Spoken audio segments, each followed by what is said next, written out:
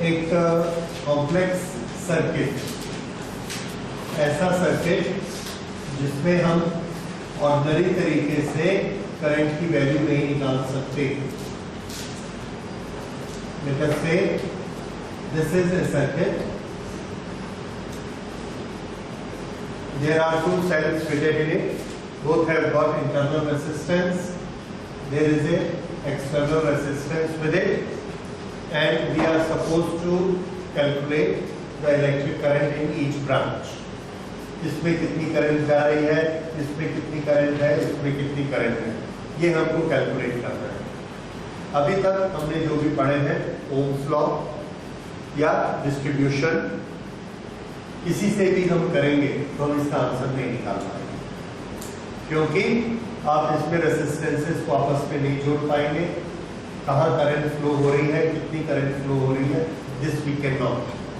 सो इस तरह के जो सर्किट होते हैं, इसके लिए हम कहते हैं that they are complex circuits. इस कॉम्प्लेक्स, इसको भी बनाने की जरूरत नहीं। ये जो कॉम्प्लेक्स सर्किट्स है, इसमें कितनी करंट फ्लो हो रही है, इसमें से, इसमें से, इसमें से, इसके अक्रॉस कितनी वोल्टेज है, ये अगर हमको निकालना है तो उसके लिए हमको किरचॉफ लॉ की जरूरत पड़ती है। So why we need Kirchhoff law? Kirchhoff laws are required to calculate current in the each branch of a complex circuit. So ये है Kirchhoff law का introduction।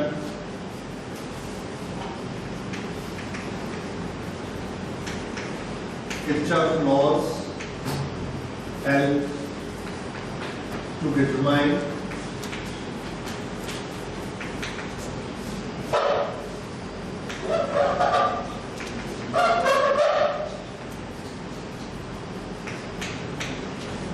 current in each branch of a complex circuit।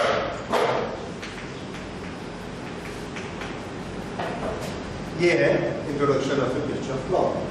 अब Kirchhoff laws क्या क्या होते हैं और किस तरह से काम करते हैं, उसे देखिए। सो ये किरचॉफ लॉ बेसिकली फिजिक्स के दो बेसिक प्रिंसिपल्स पर डिपेंड करते हैं। वो दो बेसिक प्रिंसिपल्स हैं, conservation of energy and conservation of charges. तो किरचॉफ लॉज को हम वन बाय वन लेते हैं। There are two Kirchhoff laws. So first Kirchhoff law. Kirchhoff law को समझने के लिए पहले हम थोड़ा सा नॉमेनक्लेचर समझते हैं, दो तीन शब्दों के मीनिंग। पहला एक शब्द है जंक्शन। ये एक कॉम्प्लेक्स सर्किट के रेफरेंस में है। जंक्शन किसको कहेंगे? Junction is that point where more than two lines meet each other.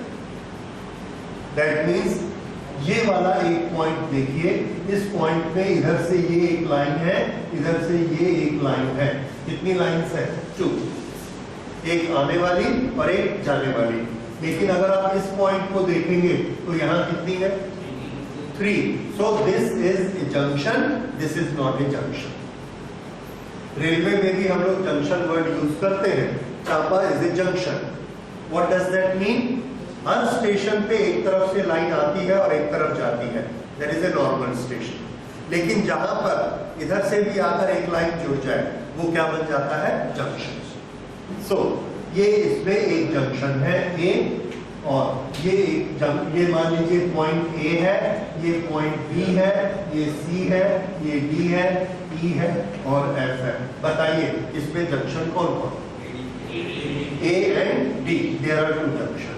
Okay, तो ये हो गए जंक्शन।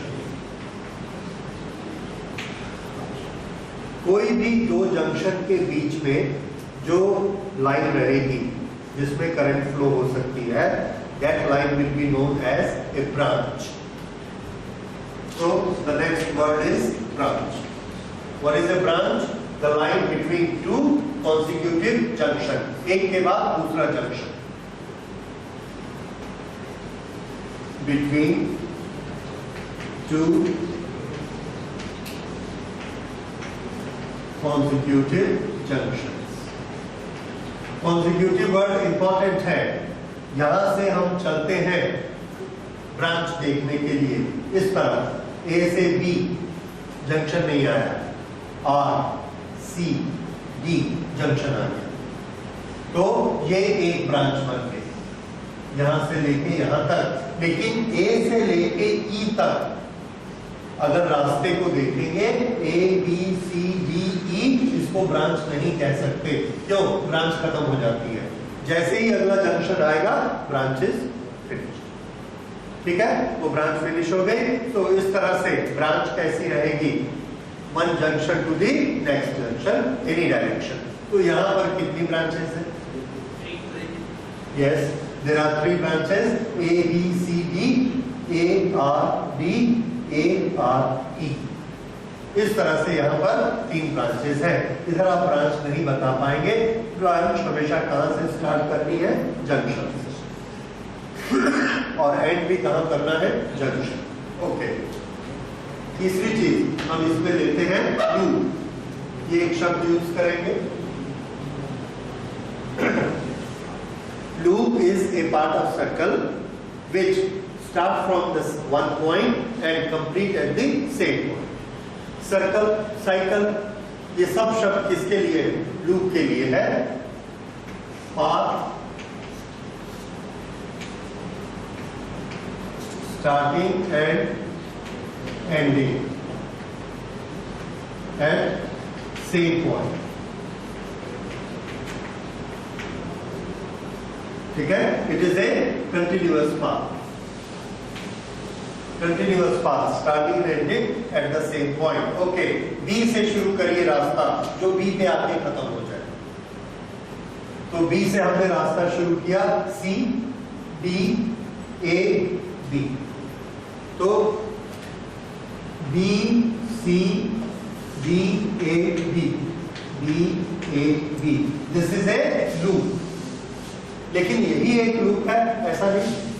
बी से एक और रास्ता शुरू करते हैं, B C E F B, फिर ये हो गया, this is also a loop, it's a valid loop. ये कोई जरूरी नहीं है कि आपको पहले जंक्शन पर आकर मोड़ना ही पड़ेगा, you can take any path. तो ये क्या हो गया? B C E F B, this is also a loop. अब आप सोचिए, इस डायग्राम में कितने लूप सोचे जा सकते हैं?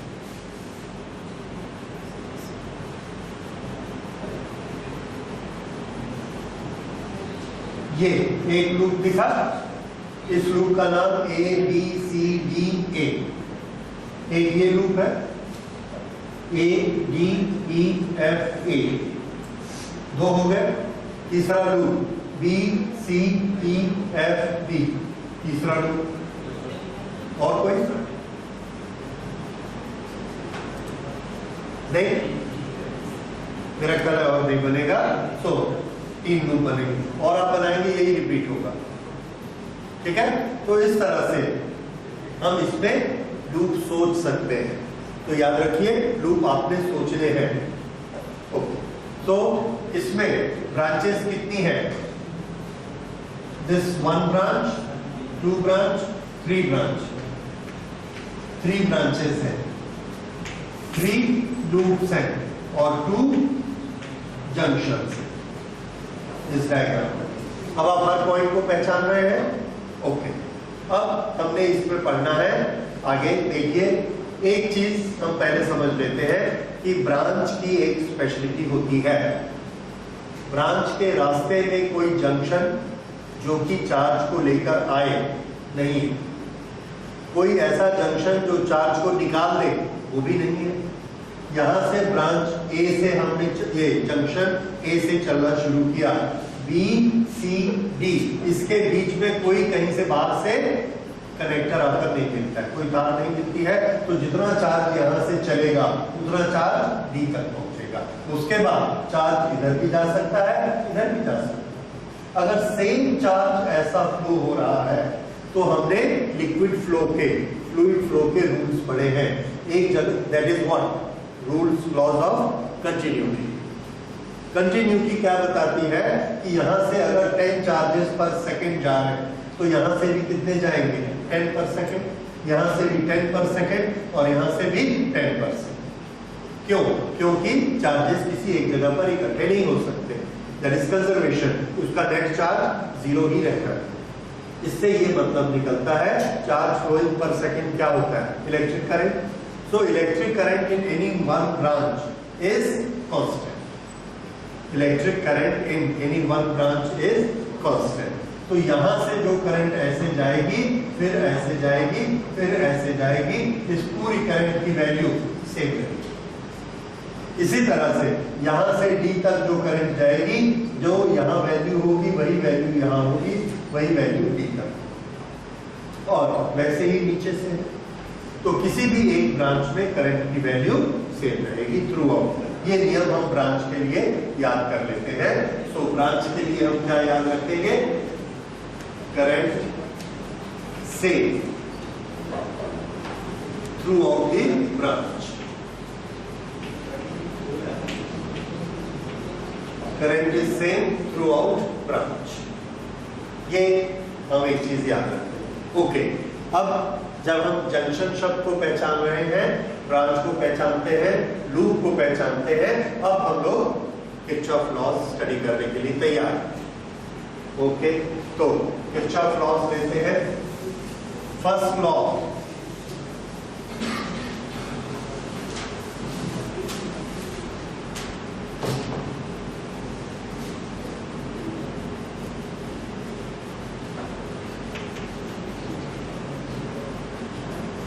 फर्स्ट लॉ, इसी के एक दो नाम और हैं। ये लॉ कहां पर एप्लीकेबल होता है, ये लॉ जंक्शन पर एप्लीकेबल होता है, इसलिए इसका एक और नाम है जंक्शन लॉ। ये लॉ किसके बारे में बात करता है, ये लॉ करंट फ्लो के बारे में बात करता है, इसलिए इसका एक और नाम है current law.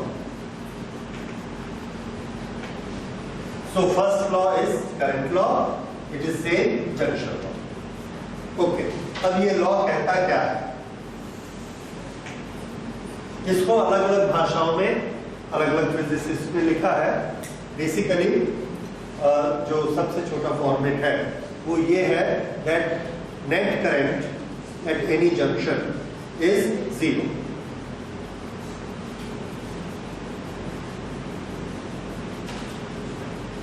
The sum of all currents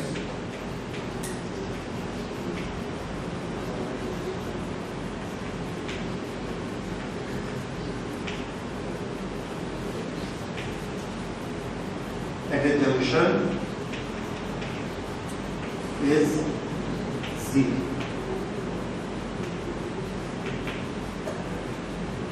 Sum of all currents at a junction is 0. अब कोई भी चीज का सम 0 कैसे हो सकता है, तो आंसर है सम 0 तब हो सकता है जब कुछ क्वांटिटीज पॉजिटिव हो और कुछ क्वांटिटी निगेटिव। अब इसमें हम पॉजिटिव और निगेटिव का फैसला कैसे करते हैं, तो पॉजिटिव और निगेटिव का फैसला हम इस तरह से करते हैं कि जो इलेक्ट्रिक करंट जंक्शन के में एंटर कर रही है, we will assign one sign. हम ये बोलेंगे कि वो पॉजिटिव है, और जो करंट उसमें से निकल रही है उसको हम बोलेंगे कि वो करंट निगेटिव। ठीक है, तो पॉजिटिव एंड निगेटिव दोनों का सम करेंगे तो 0 होगा। तो इसको all the currents approaching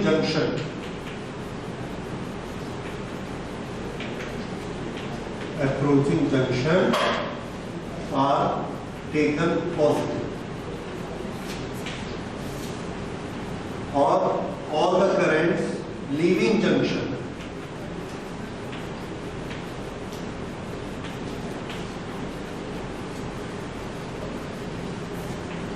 may be taken negative।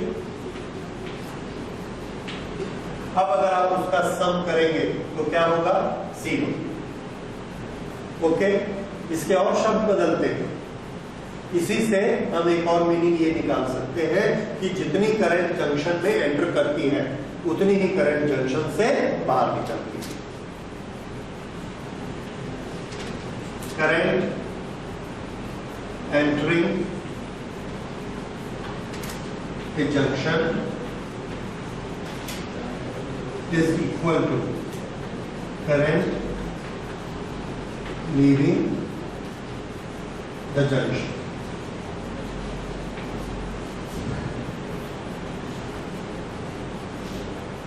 Current entering is equal to current leaving.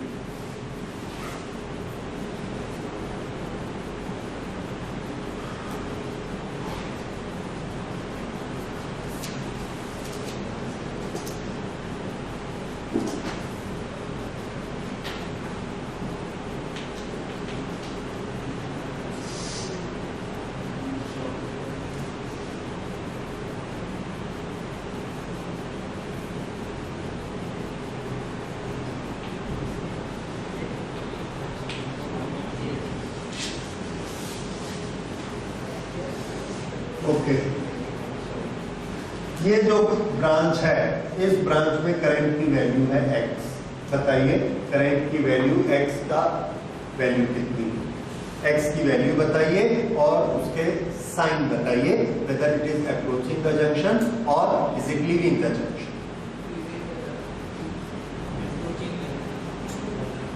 तो हम क्या करेंगे, इसमें कितनी करंट जंक्शन में एंटर कर रही है उसको देखिए। 5 एम्पियर, ये तो बाहर जा रही है, ये भी बाहर जा रही है, ये अंदर जा रही है 6 एम्पियर। तो अंदर कितनी आ रही है? 6 एम्पियर। 5 and 1 6। बाहर कितनी जा रही है? 3 एम्पियर and 1 4। और कितनी बाहर जानी चाहिए? 2 बाहर जानी चाहिए। तो एरो किस तरफ होगा? Outside. And what will be the value of x? 2 ampere. अब ये क्या हो गया, जितनी करंट अंदर आ रही है उतनी ही करंट बाहर जा रही है। ठीक है, ये हमने किसको फॉलो किया? Kirchhoff first law. तो इस तरह से किरचॉफ फर्स्ट लॉ से आप अननोन करंट्स की वैल्यू निकाल सकते हैं। नियम हमारा क्या है? The current entering the junction is equal to current leaving the junction. और ऐसा क्यों? तो आंसर है this is based on the law of conservation of charges. So first law, this is based on principle of conservation of charges.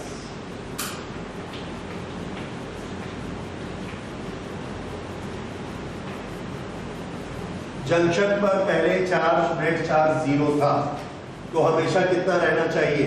0। 0 कैसे रहेगा? जितना charge enter करता है उतने ही चार्ज को बाहर निकल जाना चाहिए, तब वो 0 होगा। Okay, so this is based on principle of conservation of charges. So this is first law. Okay, इस फर्स्ट लॉ के बेसिस पर एक छोटा सा न्यूमेरिकल है, उसको बनाइए।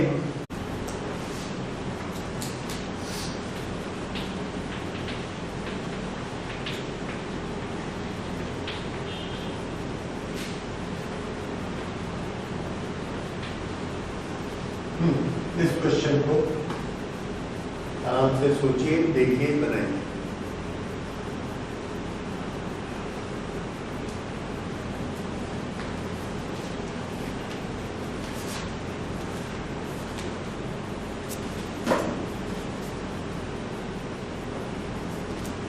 अगर आप कन्वीनियंस चाहते हैं तो आप जंक्शंस को नाम दे सकते हैं, जैसे A, B, C, D, E।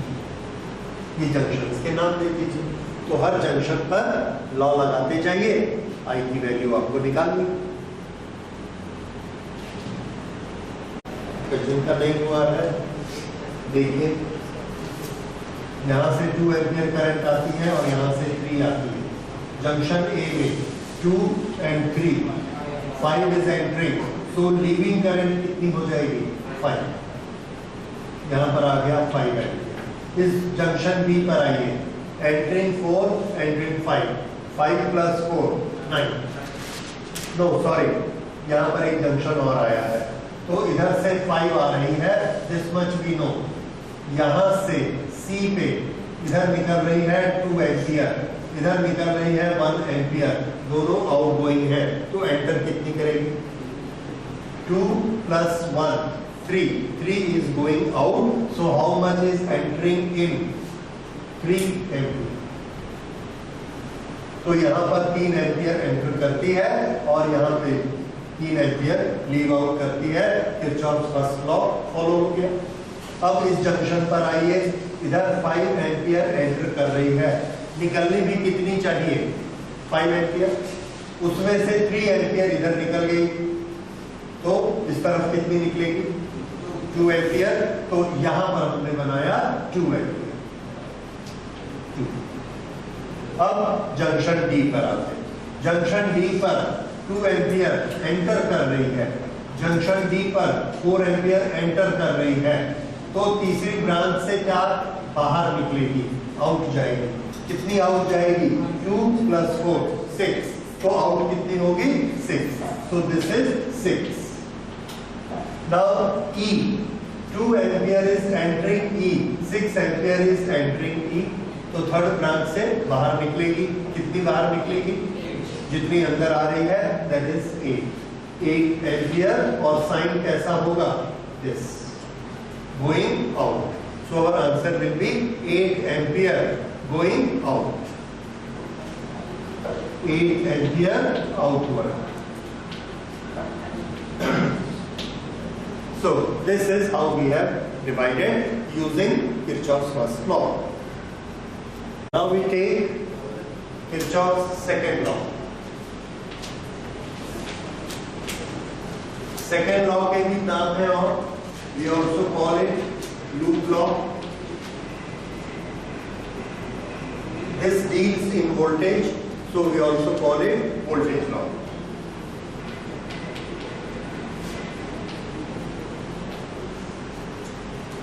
इस तरह से जैसे वो था जंक्शन, जंक्शन की जगह यहाँ क्या आ जाएगा? लूप।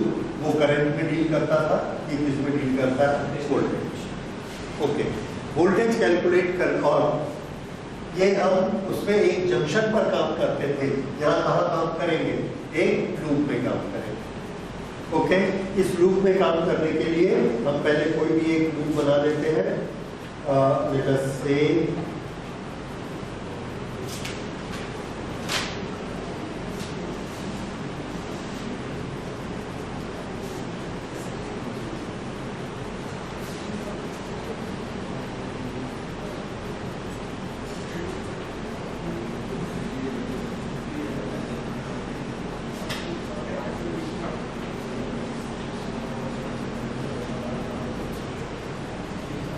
ये एक सर्किट है, इसका एक इंटरनल रेजिस्टेंस भी है।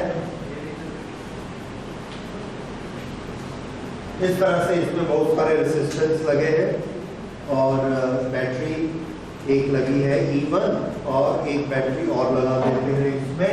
Here we have another battery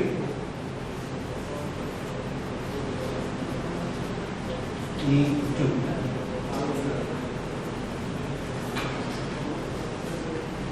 अब ये जो सर्किट है, now this circuit has become a complex circuit. एक से ज्यादा सेल हो गए और ये बैलेंस व्हीटस्टोन ब्रिज भी नहीं है, क्योंकि R1, R2, R3 की वैल्यूज हम नहीं जानते हैं। It is not necessary that these are balanced. Okay, so let's make it R1, R2, R3, R1, R2, R3, R4, R5, R6, इतने सारे इसमें रेजिस्टेंस लगे हुए।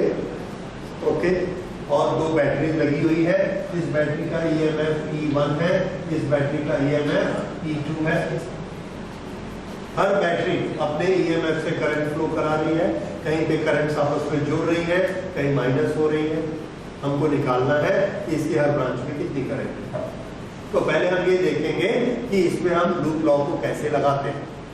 ओके, लूप लॉ, लूप को आप पहचानते हैं। लूप को अगर आप पहचानते हैं, और मैं इसमें नाम दे देता हूँ, let's call it A B C D. Okay, A B C D. अब आप इसमें लूप को पहचान रहे हैं। लूप कहां पर है बताइए, किसी भी लूप का नाम बताइए। A B C A, one loop. A B D C A, this is again a loop. ये C D D, this is a loop. यहां से शुरू करते हैं, A E D C A, this is a loop. इस तरह से आप जहां से चाहे कंटिन्यूअस पाथ हमको क्लोज करना है, that will become a loop. ये होता है लूप। तो लूप को पहचान रहे हैं हर जगह। ओके, दूसरी चीज, voltage across 2 points. Voltage across 2 points कितनी होती है, ये चीज आपके दिमाग में बिल्कुल सही सही होनी चाहिए। ओके, ये एक रेजिस्टेंस है और ये पॉइंट है ए, ये पॉइंट है बी, और ये करंट की डायरेक्शन है। तो VA माइनस VB पॉजिटिव होगा कि नेगेटिव होगा? फिर से, VA बड़ा होगा कि VB बड़ा होगा? VA, because the current flows from higher potential to lower potential, और ये arrow. So VA is higher than VB। So do we know, अगर ये करंट I है, do we know how much is VAB? Answer is yes, we know it is equal to I into R। ये तरीका समझ आया? Potential difference between 2 points निकालने के लिए हमारे पास कौन सी कैलकुलेशन अवेलेबल है? I into R। I into R हमको पोटेंशियल देता है। लेकिन अगर मैं इसकी जगह लिखूंगा VBA, तो कितना होगा? इट्स वेरी क्लियर, माइनस आया। ठीक है, तो VAB और VBA, इसमें क्या डिफरेंस है? इसमें डिफरेंस है हमारी कैलकुलेशन की डायरेक्शन का। एक बार हम A से B कैलकुलेट करते हैं, दूसरी बार B से A कैलकुलेट करते हैं, राइट? तो जिस हर कैलकुलेशन करेंगे उसके अनुसार पोटेंशियल डिफरेंस B अपना साइन कैरी करेगा। This is very very important, और इसी में ही सब स्टूडेंट से गलती होती है कि V का साइन क्या लेना है। तो ये याद रखिए, V का साइन इस पर डिपेंड करता है कि हम कैलकुलेशन की डायरेक्शन किधर रखते हैं। ओके, ये आप समझ गए प्लस और माइनस क्या होता है। उसके बाद देखिए, ये सेल है, इस सेल का EMF E है, ये है पॉइंट A, ये है पॉइंट B, तो VAB इसके बराबर होगा। तो आंसर है VAB is equal to E। Very simple. लेकिन अगर मैं लिखूंगा VBA, B से चलिए A तक आइए, पोटेंशियल कैसा मिलेगा? फिर से हमने सेल के बारे में पढ़ा है, ये हायर पोटेंशियल है और ये लोअर पोटेंशियल।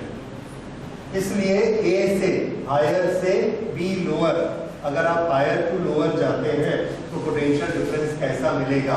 पॉजिटिव। कैसा मिलेगा? पॉजिटिव। VBA का मतलब क्या होता है? VAB का मतलब क्या होता है? VAB का मतलब है VA माइनस VB। VBA का मतलब क्या होता है? VB minus VA। बताइए कौन बड़ा है? B बड़ा है कि VA बड़ा है? VA बड़ा है और VB छोटा है। इसलिए अगर हम VB माइनस VA करेंगे तो हमारा आंसर किसमें आएगा? Minus E, potential difference between the two. ठीक है, तो अगर इसका पोटेंशियल डिफरेंस E है तो A से लेके B तक पोटेंशियल डिफरेंस आपको कितना लेना है? Plus E। लेकिन B से लेके A तक अगर पोटेंशियल डिफरेंस लेना है तो कितना लेना पड़ेगा हमको? माइनस। ये चीज समझ में आ गई? So this is sign convention. Sign convention, sign convention for calculation of sign of potential difference. If our calculation is going along the current,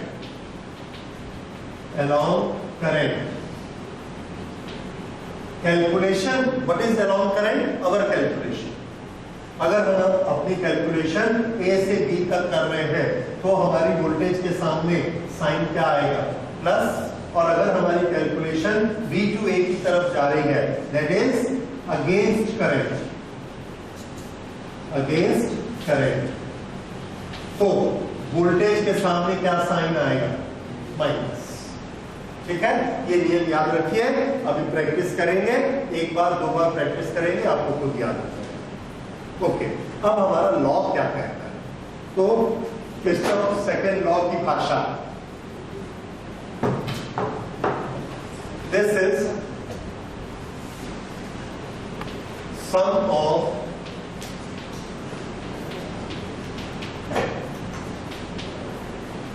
potential difference across all elements in a loop is zero. Symbolic form में sigma v is equal to zero.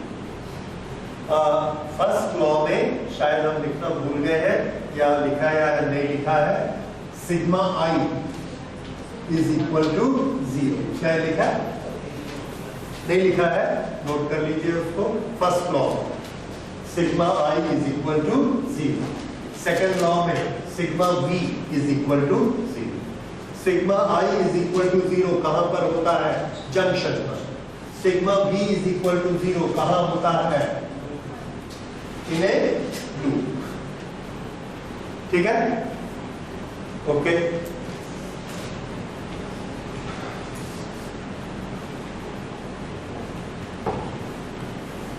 तो ये हमारा second law है। सबसे ज्यादा confusion Kirchhoff law में second law की application में होता है, इसलिए भी होता है कि सब टीचर इसको अलग अलग तरीके से पढ़ाते हैं। ये भी एक थोड़ा सा प्रॉब्लम है, पर मैं आपको बताऊंगा कि वो किसी भी तरीके से पढ़ाएं उसका मीनिंग एक ही निकलता है, क्योंकि लॉ तो एक ही है, उसको बताने का तरीका अलग अलग हो सकता है, लेकिन फाइनल रिजल्ट सबका एक ही आता है। ओके, तो इसको अब हम लोग प्रैक्टिस करते हैं कि sigma B is equal to zero, इसको किस तरह से अप्लाई करना है। तो कहाँ अप्लाई करना है, इन्हें लूप। तो पहले हम एक लूप को छांट लेते हैं। जैसे हमने यहाँ पर एक लूप छांटा A B C A, in loop A B C A. जब भी आप लूप का नाम लिखेंगे, जिस पॉइंट से शुरू करेंगे उसी पॉइंट पर खत्म करेंगे। ये लूप का नाम लिखने का तरीका है। ठीक है, तो ए बी सी ए ये इस लूप का नाम है। अब इसमें हमने कैलकुलेशन करनी है। हमारी कैलकुलेशन दो डायरेक्शन में हो सकती है। एक डायरेक्शन का नाम है क्लॉकवाइज और एक का डायरेक्शन का नाम एंटी क्लॉकवाइज। किस डायरेक्शन में करना चाहेंगे तो ये आर्बिट्रेरी होता है। आर्बिट्रेरी मतलब हमारे पे डिपेंड करता है कि हम चाहें तो उसको लूप को क्लॉकवाइज कर सकते हैं, चाहे तो एंटी क्लॉकवाइज कर सकते हैं। अब यहाँ पर देखिए, हम इसको कैलकुलेशन करते हैं ऐसे क्लॉकवाइज। ठीक है, अपनी इच्छा है, हम जैसा चाहे कर सकते हैं। क्लॉकवाइज कैलकुलेशन करते हैं। ओके, क्लॉकवाइज कैलकुलेशन करते हैं, पॉइंट ए से शुरू करते हैं। तो जब भी हम किरचॉफ लॉ लगाने जाएंगे, सेकेंड लॉ लगाने जाएंगे, उसके लिए बहुत जरूरी है कि पहले हम फर्स्ट लॉ लगा लें। फर्स्ट लॉ क्या है, distribution of current through different junctions. तो पहले हम उसको लगाते हैं, distribution of current. Distribution of current कैसे करेंगे, कोई भी एक सेल को लीजिए, वहां से स्टार्ट कर सकते हैं। कोई भी एक जंक्शन को लीजिए, वहां से भी स्टार्ट कर सकते हैं। आपकी मर्जी है, सेल से करिए या जंक्शन से करिए। That is also arbitrary. जो हमको छोटा रास्ता मैथमेटिक्स में दिखाएगा उस रास्ते से हम ले लेंगे ताकि हमारी कैलकुलेशन कम से कम। ओके, हमने ये माना कि ये यहाँ से करंट ऐसे जा रही है और इस करंट को हमने मान लिया I1। तो ए जंक्शन पर आइए, इससे करंट कितनी आ गई, I1। जब ये यहाँ पर पहुंचेगी तो दो ब्रांचेस हैं, ये करंट यहाँ पर डिस्ट्रीब्यूट हो जाएगी। कितनी जाएगी हमको नहीं मालूम, क्योंकि हमको नहीं मालूम है इसलिए हमने यहाँ पर एक करंट मान ली, ये करंट हमने मानी I2। अगर ये करंट I2 मानी तो ये करंट कितनी होगी? We don't know। हमारी कैलकुलेशन क्या कहती है कि ये I1 है, एंटर कर रही है, ये I2 बाहर जा रही है, तो यहाँ पर भी कुछ करंट होनी चाहिए। अब ये सेल हमको यहाँ पर दिखता है और हमको ये समझ में आता है कि सेल की पॉजिटिव प्लेट से हमेशा करंट जाती है बाहर, तो हमने यहाँ पर भी एक एरो लगा दिया। इसकी कुछ करंट मान लीजिए हम इसको I2 नहीं लेते, इसको I2 लेते हैं, ये I2।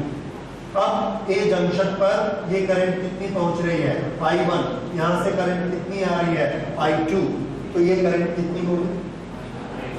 I1 plus I2। तो हम चाहे तो इसको I3 लिख सकते हैं। अगर हम इसको I3 लिखेंगे तो हम एक इक्वेशन जनरेट कर रहे हैं। वो इक्वेशन क्या है? I3 is equal to I1 plus I2। बाद में जब हम इसके सॉल्यूशंस निकालेंगे तो हमको I1 की वैल्यू निकालनी पड़ेगी, I2 की वैल्यू निकालनी पड़ेगी, I3 की कितनी वैल्यू निकालनी पड़ेगी? 3। पर अगर हम इसको I1 प्लस I2 लिखते तो हमारे पास अननोन क्वांटिटीज कितनी है? 2। और हमको मैथमेटिक्स में कितनी अननोन क्वांटिटीज निकालनी पड़ेगी? 2। तो आप 3 रखना पसंद करेंगे कि 2? ताकि हमारी मैथमेटिक्स छोटी हो जाए। तो छोटा सा सॉल्यूशन हम पहले ही यहाँ निकाल लेते हैं। इसको I3 लिखने की बजाय क्या लिखते हैं? I1 plus I2। I1 plus I2 ये यहाँ तक पहुंच गए। अभी तक हमने 2 अननोन क्वांटिटीज ऐसे क्रिएट कर दी। अब ये I1 I2 यहाँ पहुंची है, फिर एक जंक्शन आ गया। इस जंक्शन पर फिर इसको डिस्ट्रीब्यूट होना है, ये जंक्शन पे डिस्ट्रीब्यूट होना है, कुछ करंट यहाँ आ जाएगी। अब हमारे पास कोई चारा नहीं है, हमको एक नया करंट मानना पड़ेगा। And let this current be I3। ये I3 करंट कहां से स्टार्ट होती है? करंट एक जंक्शन से स्टार्ट होती है, उसकी वैल्यू B से अगले जंक्शन तक जाएगी। कहां तक जाएगी? C तक। उसके बाद इसकी वैल्यू बदल जाएगी, कहीं ना कहीं से और करंट जुड़ जाएगी या माइनस हो जाएगी। ओके, तो ये I3 करंट टाइप। अब एक दो चीजें बताइए, इसमें करंट क्या लिखूंगा? हमने अपने मन से एरो लगाया ऐसा, ये सोच के कि इधर से कुछ करंट आ रही है, कुछ यहां चली गई, कुछ यहां चली जाएगी। Very good. I1 plus I2 minus I3। तो इसमें करंट कितनी आ गई? I1 plus I2 minus I3। ये इस करंट की वैल्यू है। ये करंट कहां तक जाएगी? D तक जाएगी। ओके, ये D वाली करंट कहां तक जाएगी? C तक जाएगी। यहां पर कितनी करंट आएगी?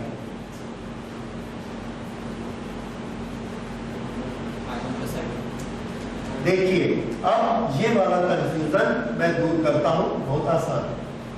कैसे आसान है? आपकी नजर यहां पर है, I3 का क्या होगा, I1 I2 का क्या होगा? नहीं, यहां पर करंट हमने कितनी मानी है? I2। और ये ब्रांच कहां से कहां तक है? A से लेके C तक। तो पूरी ब्रांच में करंट का क्या नियम है? पूरी ब्रांच में सेम रहती है। इसलिए अगर यहाँ पर करंट I2 है तो यहाँ पर भी करंट कितनी होगी? I2। यहाँ पर भी करंट कितनी होगी? I2। यहाँ पर भी कितनी होगी? I2। तो इस पूरी ब्रांच में करंट कितनी है? I2। तो इसीलिए अगर हमने यहाँ मानी है तो इसका ये मतलब नहीं कि ये करंट यहाँ पर है और यहाँ कुछ और है। एक जंक्शन से दूसरे जंक्शन तक लगातार करंट की वैल्यू नहीं बदलेगी। इसलिए यहाँ ये करंट कितनी है? I2। यहां से बाहर जाती है। यहां से अंदर कितनी करंट आ रही है? I3। इसमें से ये कितनी चली गई? I2 इधर चली गई, बाकी किधर जाएगी? इधर जाएगी। कितनी जाएगी? Very good. I3 minus I2, ये यहां चलेगी। I3 माइनस I2, ये करंट इसमें जा रही है। अब ये करंट कहां पहुंचती है? D। इधर से ये करंट कहां पहुंची? डी पे। ये करंट एंटर कर रही है, ये भी एंटर कर रही है, तो इसमें से बाहर कितनी निकलेगी? दोनों का सम कर देंगे, दोनों का सम कर दीजिए। I2 माइनस है, I2 प्लस है, कैंसल। I3 माइनस है, I3 प्लस है, कैंसल। क्या बचा? I1। तो हमारे अनुसार इसमें करंट कितनी आनी चाहिए? I1। अब इस ब्रांच को देखिए, D से शुरू होती है, कहां तक जाती है? पहले से ही हम मान के बैठे, कितनी करंट इसमें मानी हुई है? I1। और जब हम कैलकुलेट करते करते करते करते आए तो कितनी कैलकुलेशन आई? Result I1। इसका मतलब हमारा डिस्ट्रीब्यूशन सही। अदरवाइज हम कैलकुलेशन करते हुए आते तो करंट की कुछ और वैल्यू आती। तो अब ये करंट की वैल्यू देखिए, इन दोनों को हमने यहाँ पे ऐड किया, कितनी बन गई? I1। ये एक टेस्ट हो गया कि हमने डिस्ट्रीब्यूशन करेक्ट किया, अदरवाइज वो I1 नहीं आता। तो ये करंट फिर कितनी हो गई? I1। Now this we have followed the first law. First law से पहले हमको काम करना पड़ेगा, तभी हम सेकंड लॉ पे आ पाएंगे। Is it clear? Okay? तो ये फर्स्ट लॉ से करंट का डिस्ट्रीब्यूशन हो गया। Okay. Now we will apply second law. Second law apply करने के लिए शुरू करते हैं।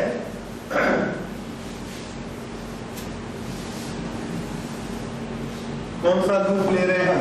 A B C A।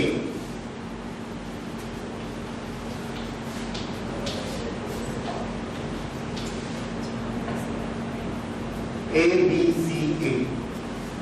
Okay, A B C A में A से चले, पहला एलिमेंट हमको कौन सा मिला?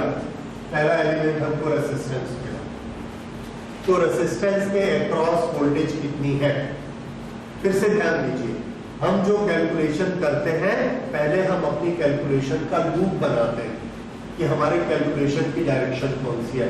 दिस इज वेरी इंपॉर्टेंट, क्योंकि आप एक बार इधर मूव करके चलते हैं तो थोड़ी देर बाद इधर मूव करके नहीं चल सकते। आपको पूरा लूप ऐसा ही चलना है, सामने की तरफ मुंह रख के ऐसा ही चलना है, बीच बीच में ऐसा उल्टा नहीं चलना। This is very important. Okay, यहां से हम चलना शुरू किए इस तरफ, पहले ये पॉइंट आया, फिर ये पॉइंट आया, यहां से यहां तक आप गए तो पोटेंशियल डिफरेंस बताइए कितना होगा? पोटेंशियल डिफरेंस के दो तरीके मालूम है आपको, I into R या EMF। ओके, तो यहां से यहां तक का potential difference, are we going along the current और opposite to current? Along the current. तो पोटेंशियल डिफरेंस कैसा होगा? पॉजिटिव, ये बड़ा और ये छोटा। ओके, कितना होगा पोटेंशियल डिफरेंस? Into R. ये पोटेंशियल डिफरेंस, क्या साइन लगाओ? प्लस। ठीक, उसके बाद इस लूप में ऐसा आगे मुड़िए, ऐसा नीचे मुड़िए, यहां से। ये दूसरा एलिमेंट मिला। इस एलिमेंट के अक्रॉस पोटेंशियल डिफरेंस ये पहले आता है हमारे रास्ते में और ये पॉइंट बाद में आता है। तो this is along the current. Along the current है तो पोटेंशियल डिफरेंस पॉजिटिव होगा, और कितना होगा? I3 into R5 sign positive. Okay, अब कहां तक पहुंच गए? C।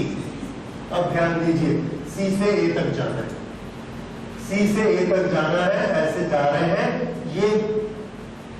ये दो प्लेट पड़ती है, इसके बीच पोटेंशियल डिफरेंस कितना है? E2। तो पोटेंशियल डिफरेंस तो खुद ही पोटेंशियल डिफरेंस है, उसकी कैलकुलेशन की जरूरत नहीं है, उसको क्या लिखेंगे?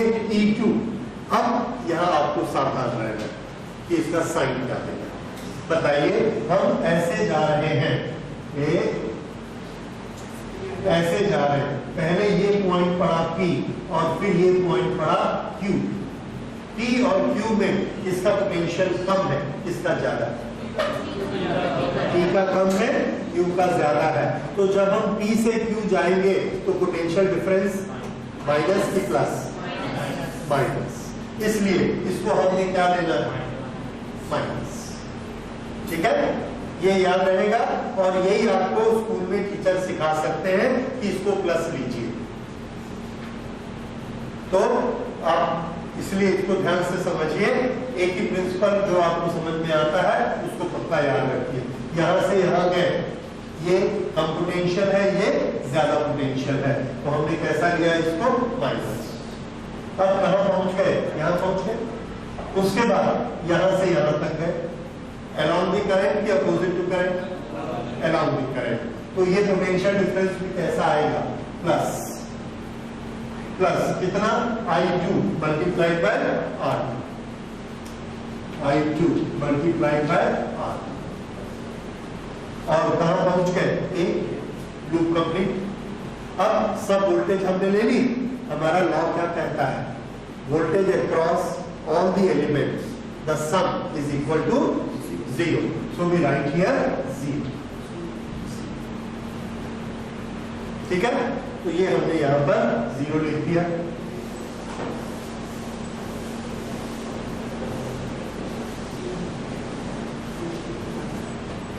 ओके, ये हमारा इक्वेशन बना। अब इसमें ये जो माइनस E2 है, हम चाहे तो इसको उस तरफ ट्रांसफर कर देंगे, क्योंकि ये एक नंबर होता है normal 6 volt 3 volt battery 12 volt battery, तो ये वैसा रहेगा। ओके, तो इसको हम सिंप्लीफाई कर सकते हैं। आगे सिंप्लीफाई करेंगे, ब्रैकेट को ओपन करेंगे, R1 R2 R3 की वैल्यूज रखेंगे, जो कुछ भी करेंगे। और अगर हम चाहें तो ये 1 2 3 इसको इस तरफ रख के इधर क्या कर देंगे, E2। अब जब ये E2 इधर आएगा तो इसका साइन क्या हो जाएगा, पॉजिटिव हो जाएगा। तो कोई टीचर हमको जब पॉजिटिव साइन बताते हैं तो आप ध्यान रखिएगा, वो आपको एक चीज और सिखाते हैं।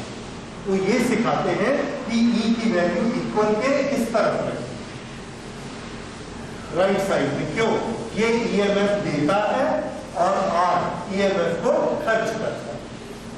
एनर्जी देने वाला कौन है, E, एनर्जी खर्च करने वाला कौन है, R। तो जितनी एनर्जी दी गई उतनी एनर्जी खर्च हो गई।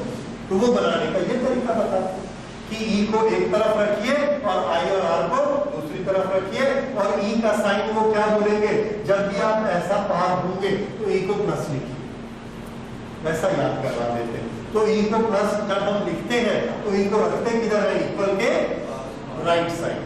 लेकिन हमने जो लेफ्ट साइड में लिया है तो E कैसा लिया है, माइनस। क्यों, क्योंकि हमारा सिद्धांत क्या कहता है कि पहले ये लोअर पोटेंशियल है और ये हायर पोटेंशियल है। तो किरचॉफ लॉ का जो ओरिजिनल फॉर्मेशन है, जो उसका मूल स्वरूप है, वो हमको ये बताता है कि सभी पोटेंशियल का सम कितना होता है, 0। उसके बाद हमने अपने कन्वीनियंस से क्या किया, E को एक साइड कर लिया, R को एक साइड कर लिया। ठीक है, कर सकते हैं। आप चाहे फर्स्ट इससे स्टार्ट कर सकते हैं, आप चाहे तो डायरेक्ट इससे भी स्टार्ट कर सकते हैं।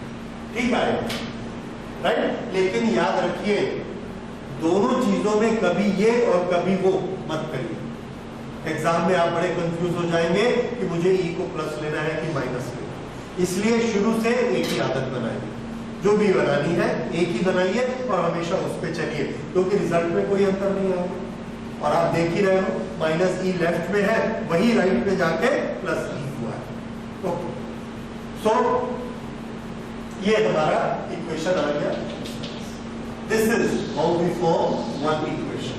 अब आप मुझे इक्वेशन बनाकर दिखाइए, loop CBDC।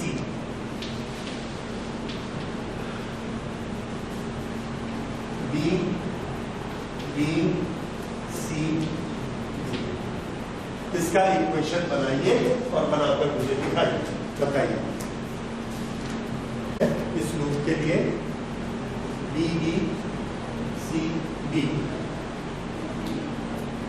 I1 plus I2 plus minus I3 I3, इसके साथ इसको मल्टीप्लाई करना है R3, और इसका साइन क्या है, प्लस। उसके बाद हम आते हैं B से C। B से C आ रहे हैं तो करंट की डायरेक्शन से उल्टा आ रहे हैं, तो वोल्टेज कैसी होगी, minus, potential difference will be negative. तो यहाँ पर हमको लगाना है नेगेटिव, नेगेटिव लगा के फिर से I इंटू R कर देना है, and this is I3 minus I2 multiplied by R4। हो गया, उसके बाद C से B तक जाना है, बताइए along the current है कि opposite? Opposite to the current, minus किया तो उसके बाद करंट को लिखना है I3 और रेजिस्टेंस को लिखना है R। आ गया, कहाँ पहुंच गए, वापिस B पे आ गए, इसलिए इज इक्वल टू 0। ये आ गया, बस दिस इज आंसर। अब अगर हम चाहें ब्रैकेट को ओपन कर सकते हैं तो I1 के साथ यहां कौन मल्टीप्लाइड है, R3 I1 और I1 कहीं नहीं, सो this is I1 into R3। अब I2 प्लस I2 के साथ में कौन कौन मल्टीप्लाइड है, R3 और ये हो गया प्लस R4 बस। उसके बाद I3 लेते हैं माइनस I3 के साथ में प्लस R3 और यहाँ पे माइनस R3 के साथ में R4, यहाँ माइनस I3 के साथ में R5 इज इक्वल टू 0। ऐसा लिख सकते, हमारी इच्छा है।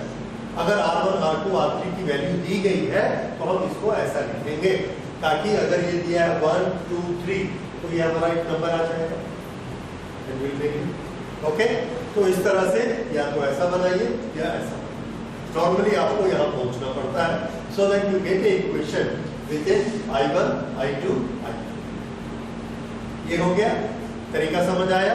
ओके, अगर ये तरीका समझ आया तो अगला लूप आप बनाइए ACDA।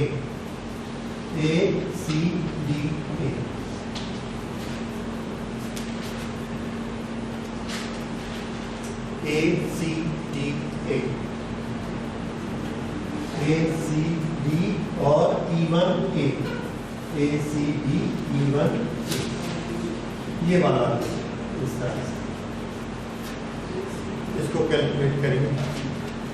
अब हम लोग शुरू करते हैं। देखिए AC, यहां से हम ऐसा चलेंगे, it is opposite to the current. Opposite to the current, ये पहला एलिमेंट आया R2, तो R2 के दोनों साइड्स में पोटेंशियल डिफरेंस कितना होगा, I into R। I की वैल्यू कितनी लेनी है, I2, so this is I2 R2। इसका साइन क्या होगा, वेरी गुड, माइनस, क्योंकि हम लोग करंट के अपोजिट जा रहे हैं। उसके बाद नेक्स्ट कहां तक पहुंच गए, यहाँ। अब यहां से यहां तक गए, ये इसका पोटेंशियल डिफरेंस कैसा लेना, पॉजिटिव की negative, positive, because we are going from higher potential to lower potential, so we write it plus E2। कहां तक पहुंच गए, C तक। अब C के बाद चलते हैं, ये एलिमेंट आया R4 को क्रॉस किया along the current, along the current किया तो पोटेंशियल डिफरेंस कैसा होगा, positive, so this will be plus, how much, I3 minus I2 multiplied by R4। D तक पहुंच गए, अब D से इधर नीचे मुड़ते हैं और यहाँ इसको ऐसा हम चल रहे हैं, ये पहले छोटी प्लेट आई फिर बड़ी प्लेट आई, पोटेंशियल डिफरेंस कैसा होगा, minus, so this is minus E1। उसके बाद ये एलिमेंट आ गया, करंट कैसी फ्लो हो रही है, ऐसे। How we are going along the current, current की वैल्यू कितनी है, I1, यहाँ करंट की वैल्यू कितनी है, I1। How much will be potential difference here, I1 into R6, और इसका साइन कैसा लेना है, positive, so this is plus I1 R6। यहां तक आए, अब यहां कोई एलिमेंट नहीं है and we have reached point A back. ठीक है, our loop is complete, because the loop is complete according to loops law, all this sum will be equal to 0। ठीक है, ये सबका आना चाहिए। सेकेंड स्टेप में हम ये कर सकते हैं, E1, E2, E3 जितने भी E वाले हैं सबको उठा के आप राइट साइड में ले जा सकते हैं। तो राइट साइड में ले जाएंगे तो ये क्या हो जाएगा प्लस और ये क्या हो जाएगा minus. So how much EMF is supplied E1 minus E2 और इसको स्पेंड कौन कर रहे हैं, इसको खर्च कौन कर रहे हैं, minus I2 R2 plus I3 minus I2 R4 plus I1 R6। This is equal to E1 minus E2। ये हमारा एक और इक्वेशन है। तो आपने जो पहला इक्वेशन बनाया था उसमें देखिए I1 I2 I3 तीनों आए थे। दूसरा इक्वेशन बनाया उसमें I1 I2 I3 तीनों आए थे। तीसरा इक्वेशन बनाया I1 I2 I3 तीनों आए। ओके, तो तीन अननोन क्वांटिटीज हैं I1 I2 I3 और आपके पास तीन इक्वेशन है। तो हमारी मैथमेटिक्स क्या कहती है, we can find out the values. Three equation से थ्री अननोन क्वांटिटीज की वैल्यूज निकल सकती है, कैलकुलेशन करके हम उसको निकाल सकते हैं। अब इस तरह से करते हमको काफी लंबा पता लगता है, लेकिन जब हम नंबर्स लेते हैं, वैल्यूज लेते हैं, तो क्वेश्चन थोड़ा सा छोटा हो जाता है, थोड़ा सा ही छोटा होता है। अदरवाइज किरचॉफ लॉ के न्यूमेरिकल्स काफी लंबे न्यूमेरिकल माने जाते हैं। हम लोग कोशिश करते हैं कि एग्जाम में जो न्यूमेरिकल दें वो छोटे हों, पर छोटे होने के बावजूद भी वो काफी लंबे होते हैं। तो किरचॉफ लॉ के न्यूमेरिकल आप जब भी बनाएंगे तो एक तो आपको अपने दिमाग को शांत रखना है, क्योंकि इतने ज्यादा प्लस माइनस मल्टीप्लाइड होते हैं कि एक छोटा सा भी मिस्टेक हो गया, आपका ध्यान इधर से उधर गया, प्लस से माइनस हुआ, पूरा गया, फिर नहीं बनेगा और ढूंढ भी नहीं पाओगे कि कहाँ पे गड़बड़ हुई। इसीलिए इसको बहुत शांति से बनाना है, कंसंट्रेशन से बनाना है, पूरा टाइम लगा के। टाइम पूरा बनेगा तो एक छोटा सा न्यूमेरिकल हम लोग अभी सॉल्व करते, then we will close today, फिर बाकी कल करेंगे। तो ये न्यूमेरिकल नोट करिए।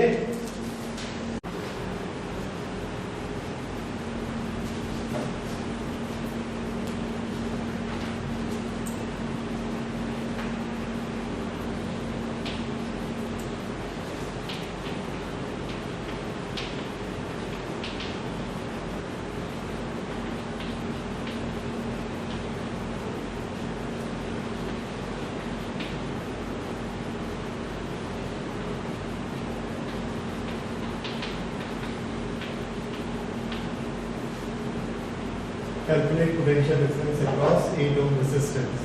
हमको मालूम है पोटेंशियल डिफरेंस हम कैसे निकालते हैं, I into R। इसका मतलब है ये हमको क्या बोल रहे हैं, I निकालेंगे, R से मल्टीप्लाई करेंगे, भी आ जाएगा। ओके, तो अब इस क्वेश्चन को बनाते हैं और सब लोग एक जैसे ड्रॉ कर लिया आपने। ओके, सब लोग एक जैसे इक्वेशन बना के एक दूसरे से मिला सके, इसलिए हम लोग स्टार्ट एक साथ करेंगे। तो पहले कौन सा लॉ लगाते हैं, फर्स्ट लॉ, ताकि हम I1 I2 I3 ऐसा डिसाइड कर सकें। तो आप लोग चाहें, आप फ्री हैं, यहां से I1 निकालिए, यहां से I1 ले जाइए, यहां पर I1 ले जाइए, आपकी मर्जी, आर्बिट्रेरी, लेकिन उसमें सबके इक्वेशन अलग लगाएंगे, एक दूसरे से मिला सके, इसलिए हम लोग क्या करते हैं, एक जैसा बनाते हैं। तो यहां से हम करंट निकालते हैं, ये इस जंक्शन में आने वाली करंट I1, सब लोग इसको I1 ले लीजिए। ओके, यहां से करंट निकालते हैं इसी जंक्शन में I, ये करंट I2, ठीक है। अब इस जंक्शन पर आइए, इधर से करंट I1 आई, इधर से I2 गई, इधर कितनी जाएगी, very good, I1 plus I2, यहां कितनी करंट पहुंचेगी, I1 प्लस I2, उसमें से इधर कितनी जाएगी,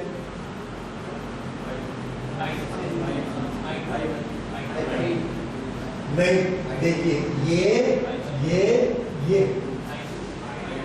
हाँ जी, पहले मानी हुई है हमने, वही ब्रांच तो है। तो यहाँ करंट कितनी आने वाली है, I2, ये I2, इधर ऊपर कितनी करंट जाएगी, I1, क्योंकि ये I1 है, तो ये I1 कहां से कहां तक फैली हुई है, पिछले जंक्शन से अगले जंक्शन तक। इसका पिछला जंक्शन कहां है, यहाँ। तो इसमें से कितनी करंट जा रही है, I1, इसमें से कितनी करंट जा रही है, I1 इसमें कितनी करंट जा रही है, I1 इसमें कितनी करंट जा रही है, I, ठीक है। तो देखिए I1 इधर, I2 इधर, I2, और यहां से कितनी आ रही है, I1 प्लस I2, I1 इधर गई, I2 इधर चली गई, बराबर हो गया, मैच हो गया, पूरा डिस्ट्रीब्यूशन हो गया। अब लूप लॉ आप चालू करें। पहले कौन सा लूप लेंगे, A B C D, A जो दिख रहा है, कैसा लेना चाहते हैं आप, क्लॉकवाइज लेना आपकी मर्जी, एंटी क्लॉक लेना आपकी मर्जी, तो वैसा लीजिए। इक्वेशन बना के सब आपस में इक्वेशन को मिलाइए। मैं ये देखता हूं कि इसमें करंट की डायरेक्शन रेजिस्टेंस की किस तरफ ज्यादा, तो ऐसे ऐसे और ऐसे, क्या लेने में प्लस प्लस प्लस ज्यादा आएंगे, एंटी क्लॉकवाइज, तो एंटी क्लॉकवाइज ले लेते, नहीं तो हर बार हमको करंट उल्टी मिलेगी। तो इसकी कैलकुलेशन ऐसा कर लीजिए, कहीं से भी स्टार्ट करिए, ए से या बी से, ओके, ऐसे स्टार्ट करते हैं, डी से स्टार्ट करते हैं, ऐसे चलेंगे। तो I1 प्लस I2 इंटू 8, ये पोटेंशियल डिफरेंस यहाँ दोनों के बीच में आ गया, I1 प्लस I2 इंटू 8। फिर आगे गए 6 ओम अलोंग द करंट, ऐसा ही जा रहे हैं, I1 multiplied by 6 ohm, this is plus I1 into 6 ohm. उसके बाद ऊपर पहुंचे, यहाँ आ गए, तो ये भी अलोंग द करंट है, ये भी पॉजिटिव होगा, I1 इंटू 2, सो 2 को पहले ले लेते हैं, 2I1। उसके बाद यहाँ से यहाँ तक गए, this is minus 4 is equal to 0, okay. तो इसको हमने सिंप्लीफाई किया, this is 8I1, this is 6I1 and this is 2I1, 8 and 6 14, 14 and 2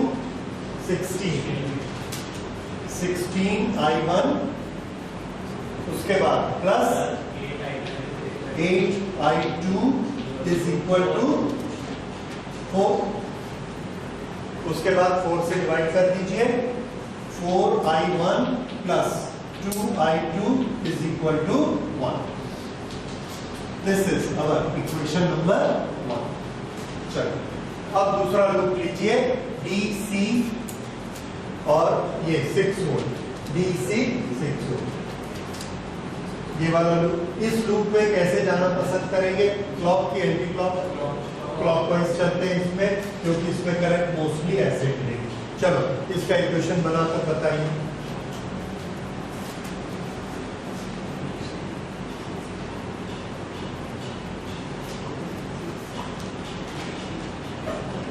resistance को पहले लिखा करिए, उसमें आराम रहता है।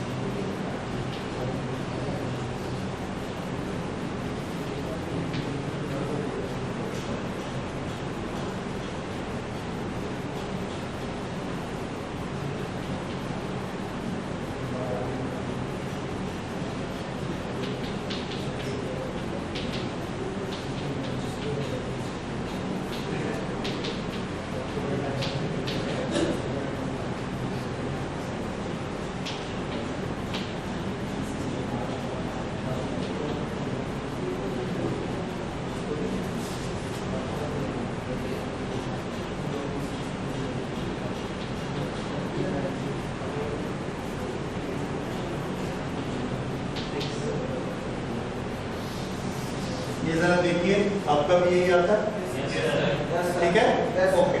अब आपको I1 और I2 के दो इक्वेशन मिल गए, इसको सॉल्व करिए अलजेब्रा से और I1 और I2 की वैल्यू निकालिए।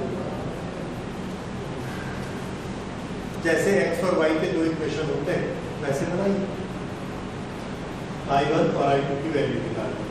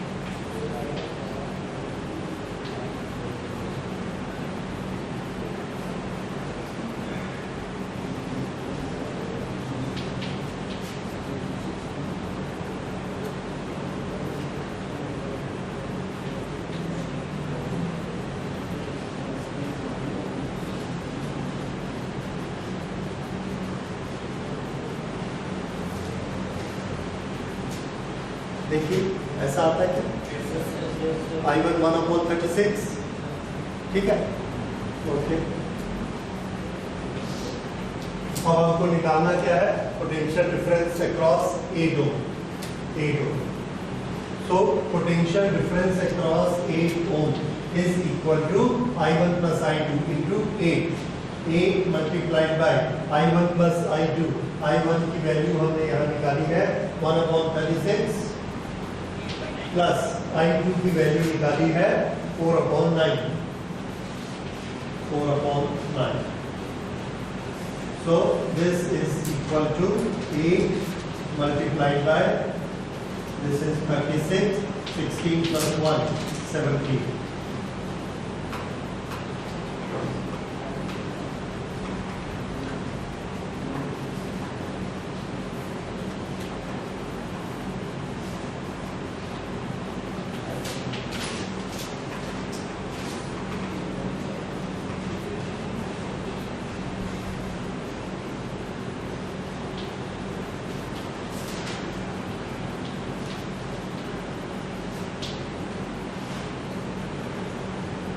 So voltage across 8 ohm is equal to 3.78 volt, ठीक है। तो ये वाला कोई बड़ा प्रॉब्लम नहीं है। बड़ा प्रॉब्लम आपने क्या सॉल्व किया है? I1 और I2 की वैल्यू का। ये जो मेथड है, ये मेथड आपकी मास्टरी हो जानी चाहिए कि I1, I2, I3 के आप इक्वेशंस बनाएं। अभी तक आपने I1 और I2 ये दो ही किए, 5 के भी आपको मिलेंगे, बड़ी ब्रांचेस, उसमें आपको 4-5 इक्वेशन बनाकर उसमें उतने ज़्यादा वेरिएबल्स की वैल्यू निकालनी पड़ेगी, तब वो आएगा। अभी हमने हर ब्रांच में निकाल लिया। बताइए इस ब्रांच में कितनी करंट फ्लो हो रही है? 1/36। तो यहाँ करंट कितनी फ्लो हो रही है? 1/36। यहाँ कितनी करंट फ्लो हो रही है? I2, this is 4/9। यहाँ 4/9 फ्लो हो रही है। यहाँ कितनी करंट फ्लो हो रही है? तो यहाँ करंट फ्लो हो रही है, इन दोनों का एडिशन किया 17/36, तो यहाँ करंट फ्लो हो रही है। इस तरह से हमने हर ब्रांच में करंट निकाला, ठीक है। बस इसको आज हम लोग एक होमवर्क नोट करके ले जाइए। यस, उसको नेक्स्ट क्लास में बनाकर लाइए।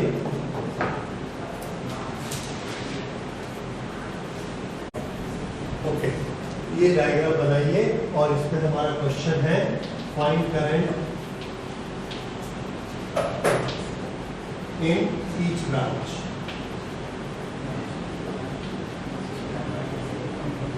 Find current in each branch. AB में कितनी करंट है, AC में कितनी है, AD में कितनी है, BC में कितनी है, CD में कितनी है और CEB इसमें कितनी करंट। ये सब में आपको करंट निकालनी है। ओके, ठीक है। क्या आप करंट डिस्ट्रीब्यूशन करना चाहते हैं? क्या वो भी खुद करेंगे? करोगे? ठीक है, अपने आप करंट डिस्ट्रीब्यूशन करिए, लेकिन इसको जरूर बनाना है। ये NCERT में भी है और पहले एग्जाम में भी आपको करना है, तो इट्स वेरी इंपॉर्टेंट क्वेश्चन।